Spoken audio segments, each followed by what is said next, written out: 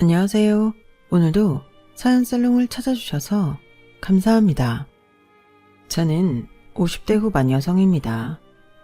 저에게는 결혼 적령기인 아들이 하나 있고 첫째랑은 나이가 좀 있는 딸이 있어요.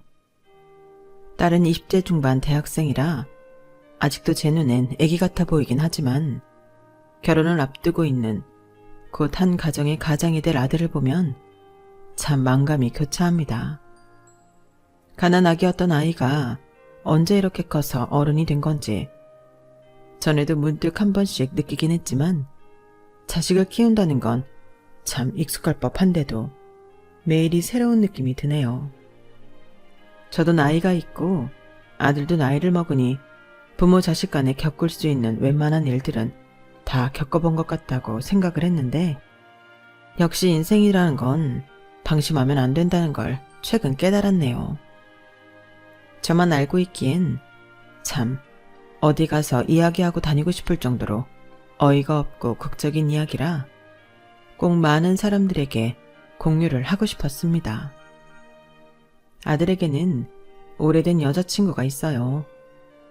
결혼을 앞둔 아들에게 결혼 상대는 당연하게도 그 여자친구였죠. 예비 며느리는 아들과는 같은 과 선후배 사이여서 6년 정도의 긴 연애 끝에 결혼하고 싶다는 뜻을 밝히더군요.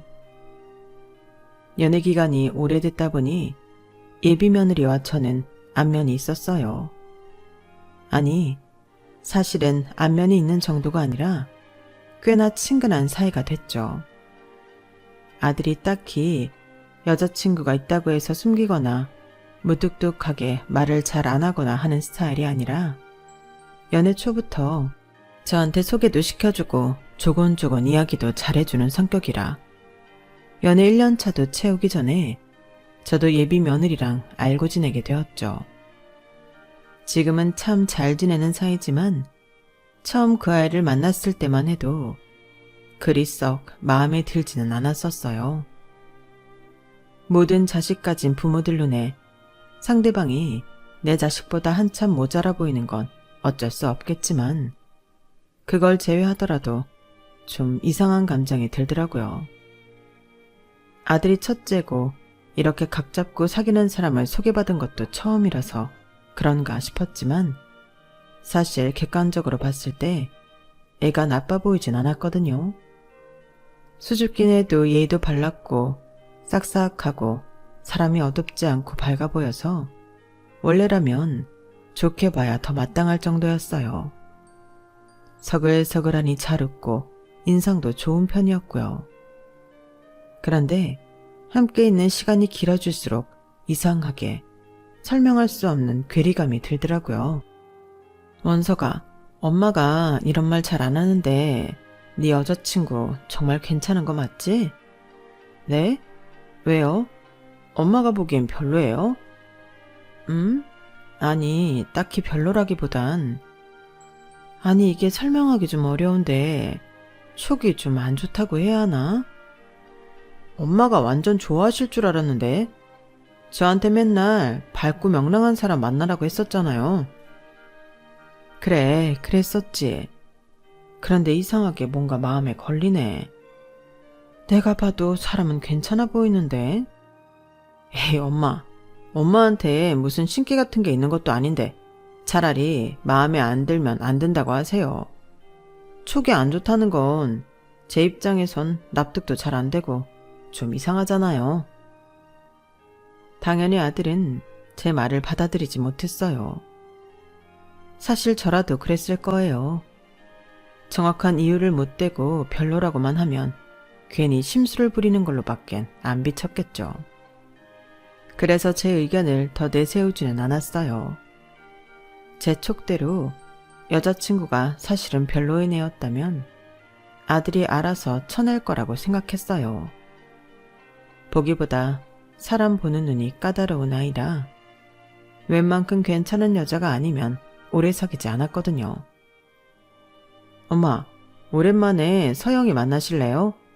서영이가 취직했다고 엄마한테도 맛있는 거 한번 사드리고 싶다는데. 뭐? 내가 사줬으면 사줬지. 어떻게 네 여자친구한테 엄마가 밥을 얻어먹니? 에이, 그냥 한번 드세요. 서영이는 엄마랑 만난 거 좋았던 모양인데요. 엄마랑 자주 뵙고 더 친해지고 싶대요. 그래? 엄마도 서영이 자주 보면 어떤 사람인지 더 와닿을 거고, 계속 만나봤는데도 별로면 지난번엔 왜 별로라고 생각하셨는지 저한테 이유를 말해주실 수 있을 거 아니에요. 솔직히 저도 이유가 궁금하기는 해서. 엄마 눈에만 보이는 뭔가가 있는지요. 괜찮은 여자가 아니면 저도 오래 만날 이유가 없으니까요. 그래, 그럼 밥은 내가 사줄 테니까 약속이나 한번 잡아보렴. 네. 그 후로 아들은 종종 여자친구와 저의 만남을 주선해줬다고 얘기할까요? 저랑 그 아이가 친하게 지내길 바라는 것 같기도 했고, 영 아니라고 하는 이유를 알고 싶은 것 같기도 해서 저도 일단은 흔쾌히 수락을 했어요. 저도 제가 왜 이러는지 궁금했거든요. 몇 번 만나보면 한 번 만나본 걸로는 정확히 설명할 수 없던 어떤 지점을 정확히 집어낼 수 있을 것만 같았죠. 그 애가 정말 별로라면 하루라도 빨리 헤어지고 다른 사람을 만날 기회를 얻는 게 아들에게도 좋을 테니 거절할 이유가 없었어요. 좀 스스로가 극성 엄마처럼 느껴지긴 했어도 어쩔 수가 없었죠. 그렇게 2번, 3번 아들의 여자친구를 만났지만 이상하게도 속 시원하게 해결되는 느낌이 없더라고요. 애는 정말 객관적으로 봐도 오히려 괜찮은 축에 속했고 저 혼자 계속 찜찜함을 느꼈어요. 엄마, 이번엔 어떠셨어요? 그 애를 만나고 나면 항상 물어오는 아들의 질문에도 당연히 제대로 대답하기가 힘들었죠. 한 3번째쯤 만났을 때는 스스로도 너무 고민이 돼서 주변 친구들에게도 물어보고 다닐 정도였어요. 이상하네. 애는 괜찮은 것 같은데 내가 괜히 심술을 부리는 건가? 그럴 수도 있어. 아들이 여자친구를 엄청 좋아한다며? 부모들이 다 쿨할 것 같아도 막상 내 눈앞에서 자식이 딴 사람한테 빠져서 그러는 모습 그렇게 보고 완전히 괜찮은 부모는 없다. 나도 그랬어. 며느리 나쁘지 않은데 밖에서 만났으면 내가 오히려 좋아했을 것 같은데 아들이 하도 싸고 도니까 괜히 짜증나더라고. 나도 이러면 안 된다 생각은 하는데 어쩌겠어. 자식놈 힘들게 키워놨더니 내가 아니라 다른 사람한테 그렇게 지극정성으로 대하면 마냥 보기 좋진 않지. 우리도 부모이기 전에 어쩔 수 없는 인간인 거야. 그런가? 나도 질투를 하는 건가? 근데 아들이 여자친구를 처음 데려온 것도 아니고 그전엔 봐도 아무 생각이 안 들었는데. 니네 아들도 벌써 20세 중반은 넘겼잖아. 여기서 몇 년 더 사귀면 결혼할 수도 있는데 어릴 때 별 생각 없이 사귀던 여자들이랑 똑같이 느껴지겠어? 옛날엔 어이구 좋을 때다. 저러다 헤어지겠지. 이런 마음으로 보다가 이젠 진짜 내 며느리가 될 수도 있겠다는 마음으로 보니까 시선이 좀 달라진 거겠지. 내 눈엔 딱 그렇게 보이는데? 그래, 뭐 그럴 수도 있겠다. 나름대로 고민을 여기저기 털어놓고 다녀봤지만 저랑 비슷한 상황인 사람은 많아도 비슷한 감정을 느끼고 있는 사람은 별로 없는 것 같더라고요. 다들 그저 아들이 진짜 결혼할지도 모르는 여자에 대한 막연한 질투 정도로만 받아들였는데 저는 별로 인정할 수 없었어요. 제가 느끼는 감정은 질투나 짜증이라기보단 쎄함에 가까웠거든요. 오죽하면 아들한테 은근슬쩍 생시를 물어봐서 용하다는 무당에게 신점을 보러 갔어요. 그런데 무당이 하는 말이 가관이더라고요. 아들한테는 백년해로 할 수 있는 좋은 여자일 수 있으나 자네한테는 왜요? 나중에 저한테 못하나요? 사이가 멀어지나요? 원수도 외나무다라에서 만난다더니 뭐 그런 격이라고 하시네. 네? 원수요? 무슨 원수요? 원수라는 단어에 심장이 철렁 내려앉는 것 같았어요. 하지만 무당은 천기누설이라며 더 이상 자세히는 말해주지 않더라고요. 원래 신점이나 사주 같은 건 안 믿지만 하도 용하다고 해서 간 거였는데 딱 거기까지만 말을 해주고 자세히는 말을 안 해주니 괜히 가슴만 더 답답해졌죠. 그래서 다른 곳에도 신점이나 사주를 보러 다녔는데 다른 곳에서는 다 좋게 나오더라고요. 아들에게 도움을 줄 수 있는 여자라고 하고 저한테도 잘할 거라 가정이 화목해질 거라면서요. 제가 봐도 아들의 여자친구는 참 요즘 보기 드문 싹싹한 애였어요. 그런데 제가 느꼈던 쎄한 감정이나 신점에서 원수를 만난다고 한 말이 영 걸리더라고요. 하지만 그동안 확실한 이유도 없이 그 애를 별로라고 해왔다가 갑자기 또 신점을 보고 와서 그걸 근거로 들이대면 아들과도 사이가 멀어질 것 같았어요. 지금까지는 제가 하는 소리를 묵묵하게 받아주며 어떻게든 저를 설득하려고 했던 아들인데 딱 한 번 안 좋게 나온 신점까지 들이대면 정말 미친 엄마 취급을 받기 딱 좋겠더라고요. 그래서 일단은 그냥 지켜보기로 했어요. 그런데 문제라면 문제인 점이 그 애는 시간이 지나면 지날수록 사람이 괜찮더라고요. 처음에는 막연히 안 좋게만 보던 저도 결국에는 그 아이에게 두 손 두 발 다 될 정도로 세상 모든 시어머니가 꿈꿀 법한 가정교육 잘 받은 티나는 착한 며느리였어요. 그게 아들과 연애한 지 3년차 때쯤이었을 거예요. 문득 며느리가 들어온다면 이런 며느리도 없겠다는 생각이 들어 이제는 그만 이유조차 불명확한 색안경은 벗어버리려고 노력을 시작했죠. 예비 며느리는 제 딸에게도 친언니처럼 잘 대해줘서 제 딸도 엄청 좋아했어요. 엄마, 나 언니랑 여행 가기로 했는데 엄마도 같이 갈래? 응? 엄마가 거길 왜 가? 엄마 끼면 엄청 불편할 텐데. 응? 아니야. 언니가 먼저 물어봐 달래. 엄마만 괜찮으면 같이 가서 여자들끼리 시간 보내고 오면 좋을 것 같다고. 오히려 엄마가 같이 갔으면 싶어 보이던데? 그래?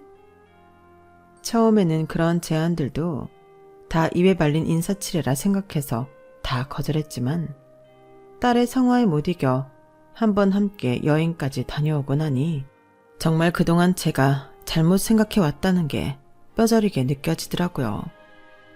여행 내내 제 컨디션을 세심하게 살피며 필요한 것들을 챙겨주고 분위기도 처질만 하면 띄워줘 가면서 아무리 힘든 상황이 와도 유쾌함을 잃지 않는 모습에 저는 오히려 인간적으로 반했던 것 같아요. 뭔가 계산할 때도 뒤로 물러서는 법 한 번 없이 쿨했고 제 딸도 정말 친동생처럼 예뻐하는 모습에 제 마음이 아주 제대로 열려버렸죠. 아들이 이런 시원시원하면서도 가정적인 성격에 반했나 싶은 생각도 들었고요. 확실히 며느리로 들어온다면 이보다 좋은 사람이 들어오기는 현실적으로 힘들 것 같다는 느낌이 들었어요. 그래서 이제는 정말 마음을 열고 복덩이가 굴러와준 것에 대해 감사한 마음을 가지며 잘해줘야겠다는 생각이 들더라고요. 제가 본인을 못마땅하게 생각한다는 걸 알고 있었음에도 끝까지 저와 잘 지내려는 노력을 포기하지 않은 점도 고마웠고요. 그 여행 후로는 저희는 둘도 없이 꿀 떨어지는 사이가 됐어요. 가끔은 딸보다도 아들 여자친구가 더 효도를 하는 것 같다는 생각도 들더라고요. 명절이면 명절, 생일이면 생일, 저를 알뜰살뜰하게 챙기는 모습에 오히려 제가 나서서 말릴 정도였어요. 뭐 이런 걸 다 부모님만 챙기기도 벅찰 텐데 뭐 나까지 챙기니? 어차피 결혼하면 하기 싫어도 해야 되는 거 아직 결혼도 안 했는데. 자유를 만끽할 수 있을 때 하고 이런 건 부모님께만 최선을 다해도 된다. 좋게 거절하겠답시고 타이르듯 말했는데 표정이 안 좋아지더라고요.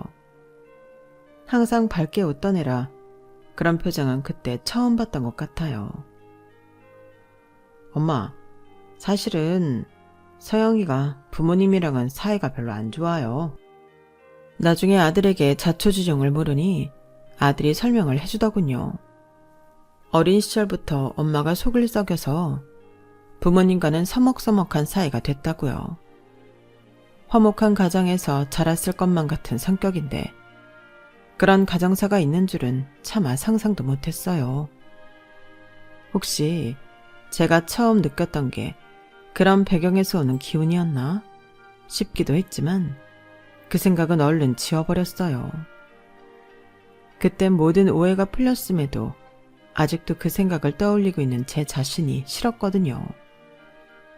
그러고 나니 오히려 안타까운 마음만 들었어요. 그래, 부모랑 사이가 안 좋고 가정이 화목하지 않다는 게 별거 아닌 것 같아 보여도 어떻게 보면 참 큰일인데 저렇게 밝고 예쁘게 커져서 다행이네. 삐뚤어지지 않고 잘 자란 것만으로도 사실 부모한테는 효도하는 거지. 엄마, 이제 마음을 다 여셨나 봐요. 반응 안 좋으실 줄 알았는데 그렇게 이해도 해주시고. 그러게, 애가 늘 예쁘게 많구니 만나다 보니 나도 정이 들었나 보지. 그렇게 아들의 여자친구와 저희 가족은 긴 연애 기간에도 좋은 관계를 지속적으로 유지해왔고 마침내 아들이 결혼을 하겠다고 그의 손을 잡고 오더라고요. 저로서는 이미 가족 같은 아이라 반대할 이유가 없었죠. 너무 오래 기다리게 했다. 나한테도 딸 같은 앤데 따로 허락받을 필요는 없지. 얼른 준비해라. 감사합니다, 어머님. 저희 정말 잘 살게요. 마지막까지도 그 애는 제가 반대할 줄 알았는지 눈물까지 글썽이며 감사하다고 인사하더라고요. 그 모습을 보니 이유도 없이 사람을 괴롭게 했던 것 같아서 조금 미안해졌어요. 우리 아들 이제 결혼 준비한다. 어머, 정말? 아, 그 조그맣던 애가 무슨 벌써 결혼이래. 우리도 늙을 만큼 늙은 거겠지?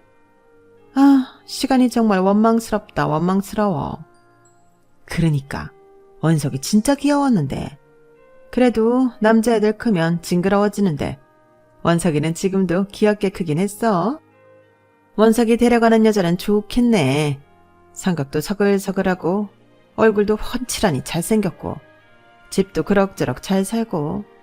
나도 그런 남편을 만났어야 됐는데. 얘는 무슨 그런 소리래. 너 같은 며느리는 내가 사양이다. 오랜만에 동창들을 만나서 아들 결혼 자랑을 하며 깔깔대는데 어떤 친구 하나가 문득 잊고 있었던 이름을 꺼내더라고요. 아, 정말.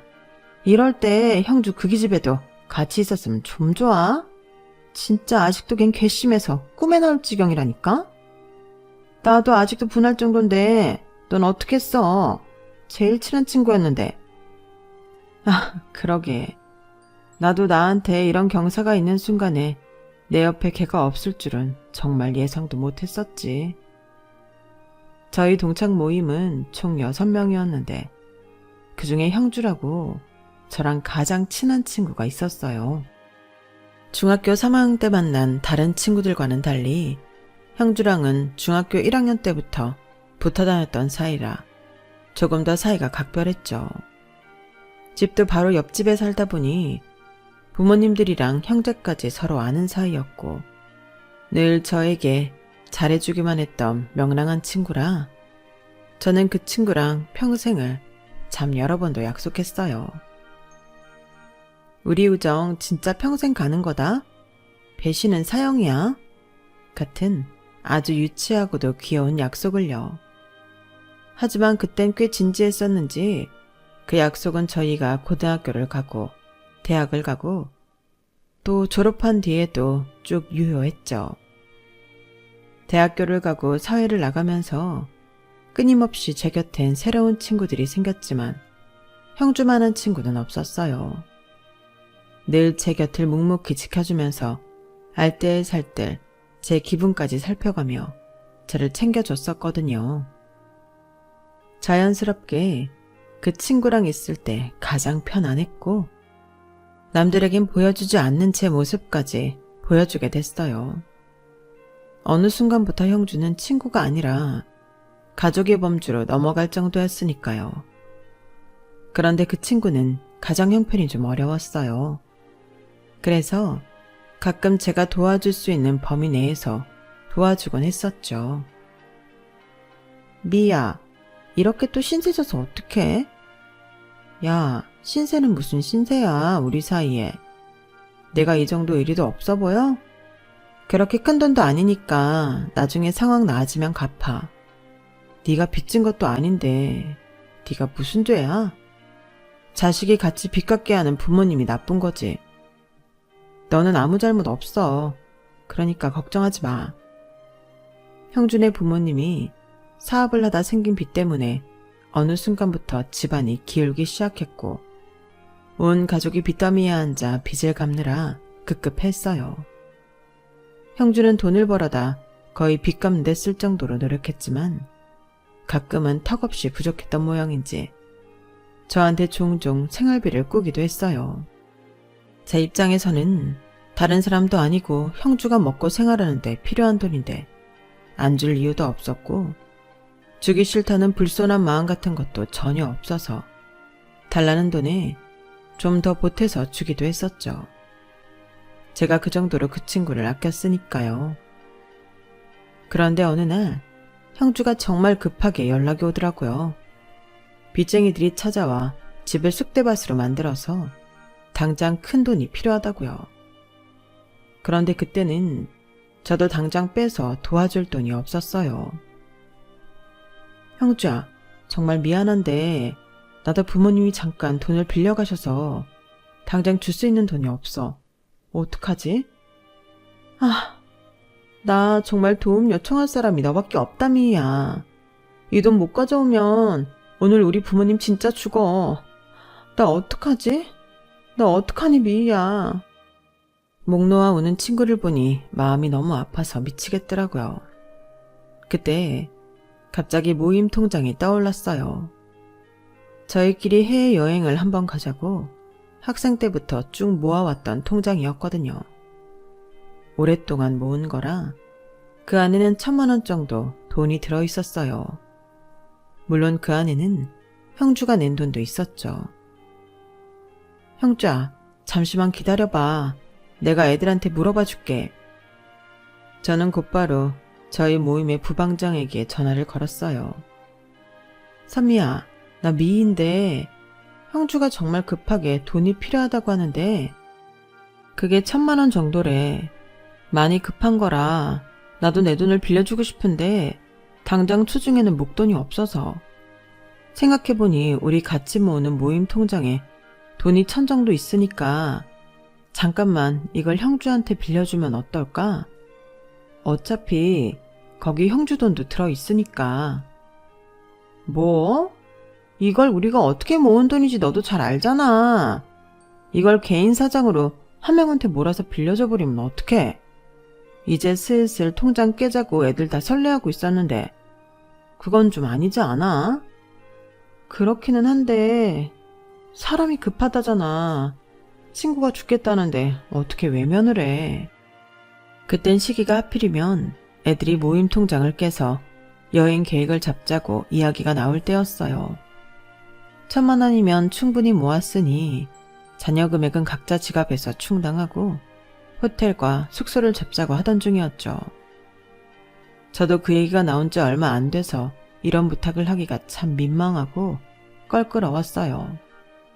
하지만 돈이 필요한 당사자가 꺼내기엔 더욱 어려운 말일 거란 생각이 들어 기꺼이 대신 나서줬던 거죠. 형주가 죽겠대? 많이 힘든 거야? 상황이라도 잘 설명을 해줘야 애들을 설득해 볼 거 아니야. 제 설득에 넘어간 건지 부방장 친구가 귀를 기울이기 시작하더라고요. 그때가 유일한 기회인 것 같아서 저는 형주의 가정사를 간략하게만 말해줬어요. 부방장 친구는 가만히 얘기를 듣더니 자기가 애들을 설득해보겠다고 했어요.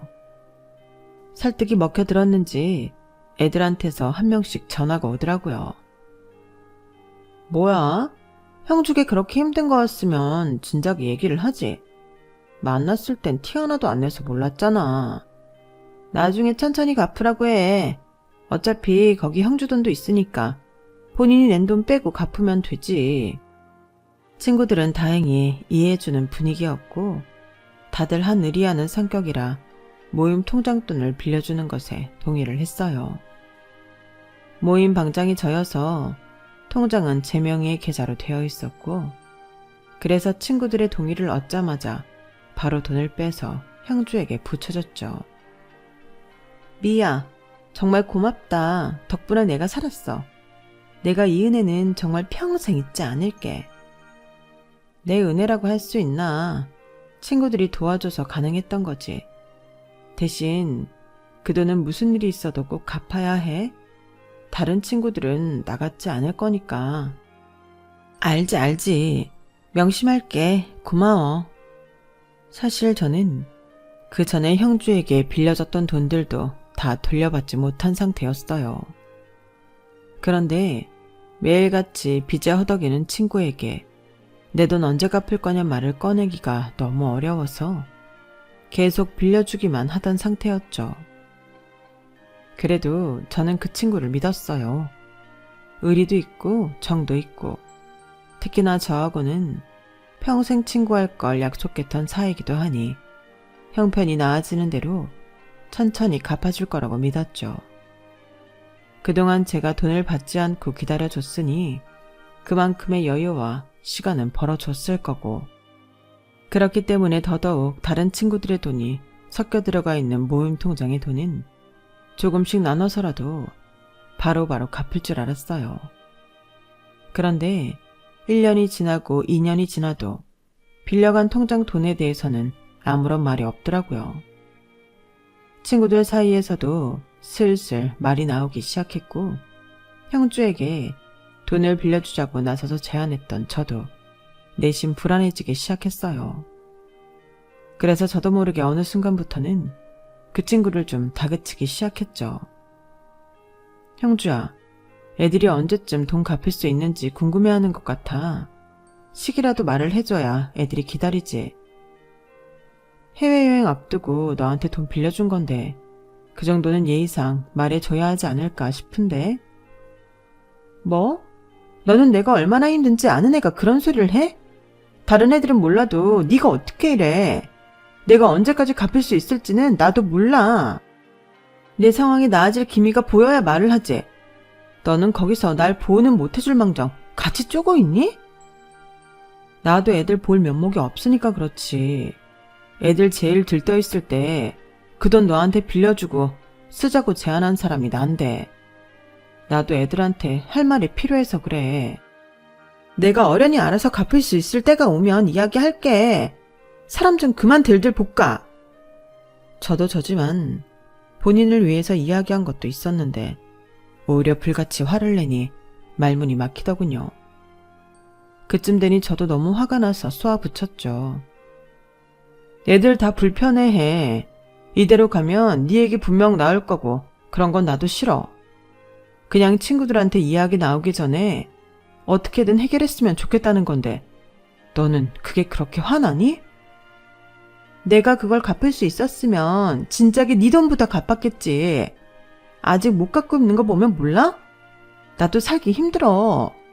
근데 너까지 각박하게 두은 돈 왜 이러니? 막말로 당장 니네는 그 돈 없이도 지금 잘 먹고 잘 살잖아. 근데 나는 그 돈 없으면 안 됐고 지금도 돈 때문에 힘들어. 친구가 어려울 때 꼭 이렇게까지 해야겠어? 친구란 이름을 들먹이며 저를 돈밖에 모르는 각박한 인간으로 몰아세우는데 더 이상 저도 상대하고 싶지가 않더라고요. 그래서 그대로 전화를 끊어버렸어요. 그러고는 며칠 동안 먼저 연락을 하지 않았죠. 그런데 그 후로 친구들한테서 그 애의 안부를 묻는 연락이 많이 오더라고요. 너는 형주랑 연락하지? 형주가 갑자기 전화를 안 받더라. 그래? 무슨 일이 생긴 건 아니겠지? 아무리 바빠도 연락은 꼬박꼬박 되던 애였는데. 갑자기 이러니까 좀 불안하네. 너랑 제일 친하잖아. 뭐 아는 거 없어? 아니, 사실은 얼마 전에 좀 크게 싸우긴 했는데 그렇다고 너네 연락까지 안 받는 건가? 뭐야, 연락 좀 해봐. 솔직히 이대로 연락 안 될까봐 좀 불안하다. 에이, 설마 걔가 그럴 애는 아닌데. 하지만 생각보다 연락이 안 되는 기간이 길어지자 저까지 심장이 철렁하더라고요. 더 이상 친구들을 안심시키고 있을 수만은 없어서 저도 자존심 꺾고 연락을 해봤지만 정말로 연락이 안 됐어요. 그래서 형주 가족에게도 연락을 취했지만 형준의 부모님도 아는 게 없으시다고 하더라고요. 빚 갚기 싫어서 도망친 것 같다는 얘기가 형주의 가족에게서 얻은 정보의 전부였어요. 허탈하더라고요. 친구들에게 전해주니 친구들은 아닌 척 하면서도 저를 바라보는 원망의 눈빛은 숨기지 못하더군요. 친구들에게 너무 미안해서 한 명 한 명 만나 사과했지만 그게 사과한다고 어디 눅눅듯 사라질 수 있는 종류의 감정을 아니라는 걸 저도 아니까 힘들었어요. 저는 그 친구를 믿어준 죄밖에 없는데 하마터면 저까지 친구들과 어색해질 뻔했죠. 친구들은 저한테 죄가 없다는 것도 알고 제가 하도 진심 어린 사과를 하고 다니니 저에 대해서는 시간이 지나니 그런 원망도 풀었어요. 대신 형주는 저희 사이에서는 천하의 대역 죄인이 되었죠. 그래도 한때 친했던 사이고 평생을 함께하자고 약속했던 친구니 이렇게 제 아들의 경사에 함께하지 못한다는 건 아쉽더라고요. 저희 아들도 어렸을 때 형주를 유독 좋아하고 많이 따랐거든요. 걔가 그렇게 우리한테 연락도 없이 잠수 타버린 걸 어쩌겠어. 아쉽긴 하지만 이제 원망은 안 해. 그래, 이제 와서 원망해서 뭐하냐. 그냥 똥 밟았다 생각하는 거지. 세월이 좀 지나서 친구들도 그 사건에 쿨해졌어요. 오히려 그런 애를 내 자식 결혼시킬 때까지 달고 있었으면 더 큰 뒤통수를 쳤을지도 모른다는 생각이 들어서 차라리 사전에 잘라내길 잘했다는 생각은 들더라고요. 시간은 빠르게 흘러 드디어 상견례 날이 되었어요. 예비 며느리는 부모와 사이가 좋지 않다 보니 저와 남편이 계속 신경 쓰이는 눈치였는지 상견례 전 마지막 날까지도 저희에게 신신당부를 하더군요. 저희 엄마가 좀 성격이 괴팍하세요.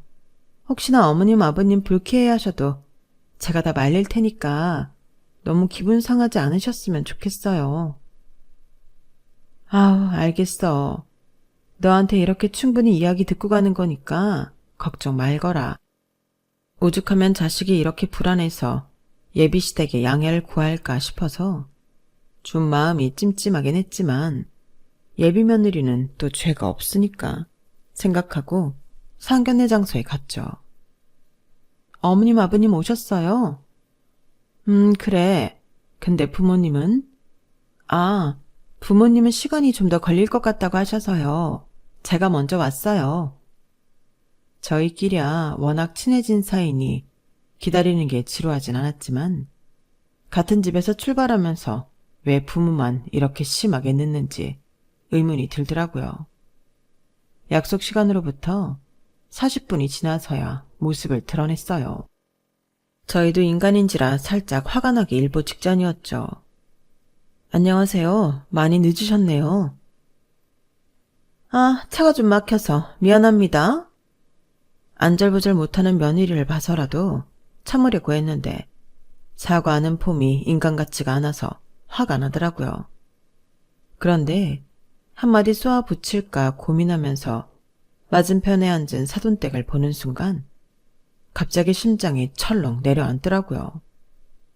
아니, 너 형주 아니니? 어머나? 세상에, 살다 살다 어떻게 이런 우연이 있는지. 제 앞에 마주 앉은 그 뻔뻔한 사돈댁은 다름 아닌 친구들의 돈을 떼어먹고 나른 그 친구더라고요. 솔직히 마주보고 앉아있으면서도 이게 꿈인가 싶어서 좀 멍했어요. 걔도 마찬가지였는지 경악스러운 눈으로 절 바라보더라고요.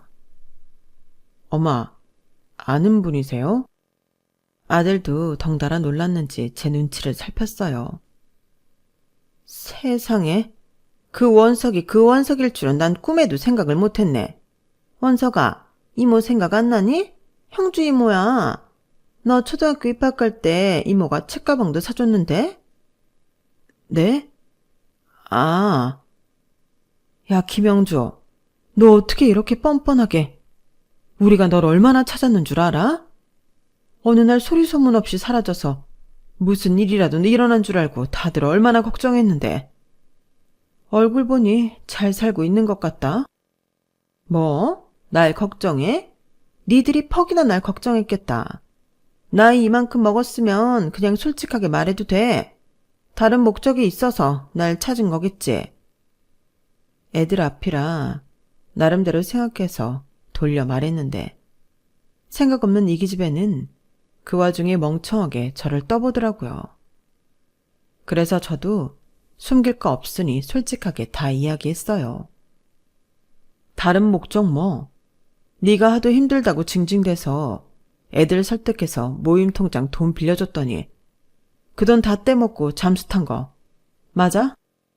그 돈 돌려받으려고 너 찾은 것도 맞지? 근데 넌 부모님한테도 어디 갔는지 안 알리고 사라져버렸더라? 어디 가서 빌빌대면서 살고 있나 보다 싶었는데 생각보단 얼굴이 좋네? 뭐라고? 너 지금 애들 앞에서 무슨 말도 안 되는 소리를 하는 거야? 너 진짜 죽고 싶니? 왜? 내가 못할 소리라도 했어? 유일하게 끝까지 믿어줬던 친구 뒤통수나 치고 내 돈 다 떼먹은 것도 모자라서 다른 친구들한테까지 민폐 끼치고 그 돈 갚기 무서워서 숨어 살던 네가 나 죽일 깜냥이나 되니? 야, 그럴 깡이 있으면 이제라도 안 늦었으니 우리 돈이나 내놔. 쉽게 빌려주니 남의 돈이 그렇게 웃어? 이자까지 쳐서 몽땅 받아낼 거니까 돈이나 내놓으라고. 아, 애들 결혼한다고 모인 자리에서 왜 이렇게 돈 타령이야? 어? 내가 그 돈 갚느니 너 죽이는 게 낫지. 진짜 못 죽일까 봐? 야, 밖에 날씨 좀 봐봐. 아주 그냥 네 장례 치르기 딱 좋은 날씨다. 엄마, 그만 좀 하세요. 진짜 제 학길 망치려고 그러세요? 도대체 왜 이러시는 거예요? 어머님, 정말 죄송해요. 엄마가 얼마를 빌리셨는지는 모르겠지만 제가 다 갚을게요. 정말 죄송해요. 야, 네가 왜 사과를 해? 어? 엄마 잘못한 거 없어. 다 너 키우고 아득바득 살아보려고 하다 보니 이렇게 된 거야. 그게 잘못이야? 그게 잘못인지 아닌지는 네가 판단할 일은 아니지. 잘 됐네. 오늘이 내 장례인지 네 장례인지 한번 보자고. 저는 그 자리에서 부방장이었던 친구에게 전화를 했어요. 미선아, 내 앞에 지금 누가 있는 줄 알아? 아마 넌 상상도 못할 거야. 형주, 기억나지? 우리 돈 거하게 떼먹고 잠수 타네. 그치. 우리가 걔를 어떻게 잊어? 내가 지금 우연히 얘를 만났지 뭐야? 어떻게, 지금 몰래? 부방장이었던 미선이는 누구보다 형주를 괘씸해했고 찾으면 가만두지 않겠다고 이를 갈고 있던 친구였어요. 아니나 다를까 노발대발하면서 당장 이쪽으로 오겠다길래 주소를 찍어줬죠. 우리 중에 성격이 제일 불같기도 해서 다른 사람은 몰라도 미선이한테 잘못 걸리면 안 된다는 우스갯소리도 저희끼리는 했었어요. 역시나 미선이라는 이름을 듣자마자 앞에 있던 파렴치한도 살짝 움찔하는 게 느껴지더라고요.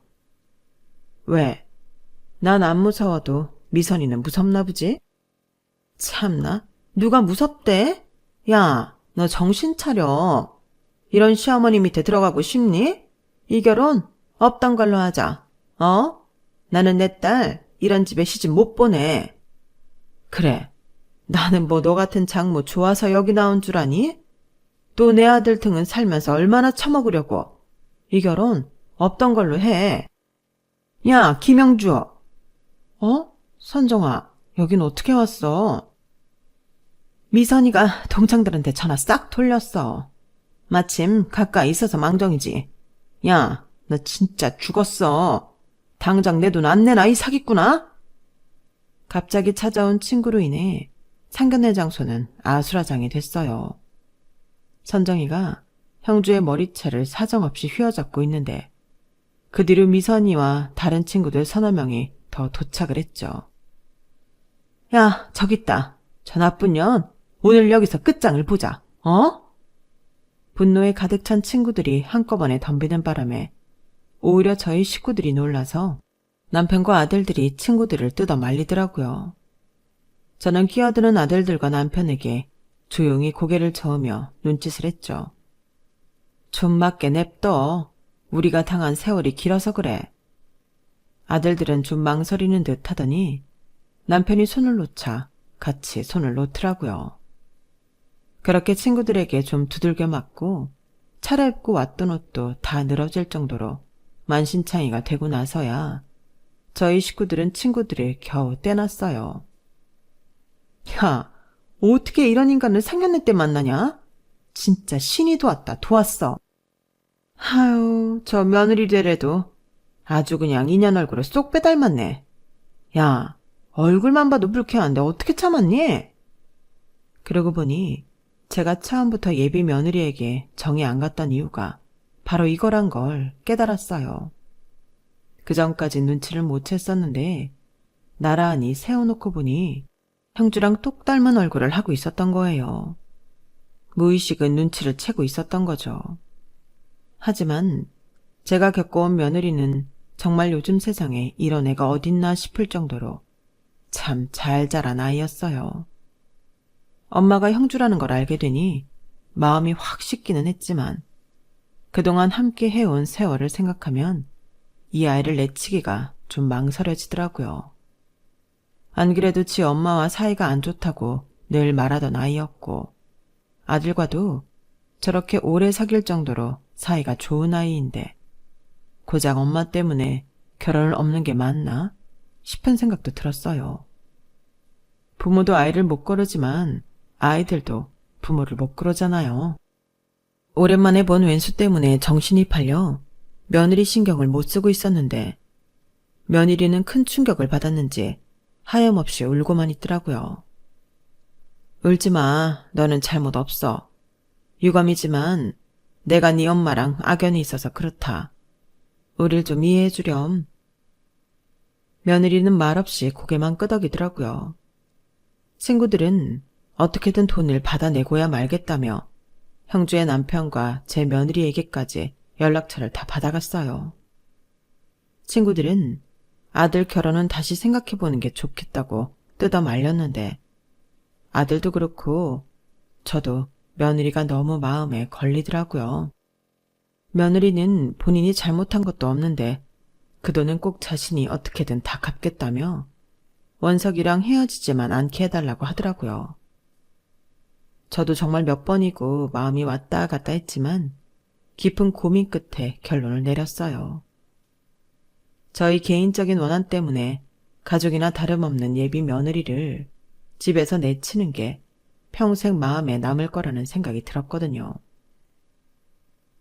결혼식 때야 너도 네 부모가 있는 게 나으니 그것까지 뭘 안 하겠다만 결혼하고 나서는 엄마랑 연 끊고 살 수 있겠니? 그게 가능하다면 내가 허락하마. 아무리 좋게 생각하려 해도 나는 너희 엄마랑 평범한 사돈 사이로 지낼 수가 없어. 친구들도 그 꼴을 가만히 보고 있진 않을 거고. 어머님, 제가 바라던 바예요. 할 수만 있다면 저도 엄마랑 연을 끊고 싶어요. 이때까지 그 명분이 없었을 뿐이지 저는 정말 엄마를 제 가족이라고 생각해 본 적이 없어요. 어머니도 아시잖아요. 그래, 알지. 네 엄마가 저 인간인 줄 알았더라면 더 잘해줬을 거다. 에휴, 인생에서 가장 힘들고 어려울 때 아무 조건도 없이 믿고 도와줬던 친구들한테도 뻔뻔하게 저러는 애가 자식들한테 잘했을 리 만무하지. 나도 네 사정은 이해한다. 그러니 이런 이야기도 하는 거고. 감사합니다, 어머님. 제가 정말 잘할게요. 어머님이 제 부모님이라 생각하고 효도하면서 살게요. 누가 너한테 효도 바라니? 네 엄마랑 안 엮이게만 해주면 나한텐 더 바랄 나위 없는 최고의 효도다. 니네 엄마가 빌려간 돈은 친구들이랑 어떻게든 직접 받아낼 거니까 너는 신경 쓰지 마. 네, 어머님. 이해해 주셔서 정말 감사합니다. 은혜 절대 잊지 않을게요. 저는 그렇게 어렵게 며느리는 받아들이기로 결심했어요. 며느리는 결혼식장에도 부모님을 부르지 않아도 된다고 했지만 그건 좀 아닌 것 같아서 결혼식 날은 제가 참기로 했죠. 고맙게도 친구들도 제가 며느리와 얼마나 잘 지냈는지를 알아서 제 선택을 비난할 법한데도 이해해 주더라고요. 결혼식은 결국 순조롭게 치러졌고 지금은 며느리가 제 부모님과 연을 다 끊은 터라 저는 친구들을 통해 빌린 돈을 갚는 문제로만 형주의 소식을 전해 듣고 있고 그 외로는 전혀 부딪힐 일이 없어요. 듣자 하니 저한테 딸을 빼앗겼다며 제 욕을 엄청 하고 다니는 모양인데 다 제 편인 친구들이 그런 헛소리를 들어줄 리가 없죠. 친구들이 잘 얘기를 한 모양인지 계좌에는 소액이지만 조금씩 돈이 들어오고 있기는 하네요. 정말 원수도 외나무다리에서 만난다더니 하다하다 어떻게 아들 상견례 때 만날 수 있는지 죄짓고는 못 산다는 말이 딱 이럴 때 쓰는 말인 것 같네요. 제 이야기 함께 해주셔서 고맙습니다. 주변에 좋은 가족과 친구들과 즐거운 일들이 많이 있으시기를 바랍니다. 여러분, 사연 댓글에 응원과 현명한 조언 부탁드려요. 좋아요와 구독은 저에게 큰 힘이 됩니다. 오늘도 좋은 일 가득하세요.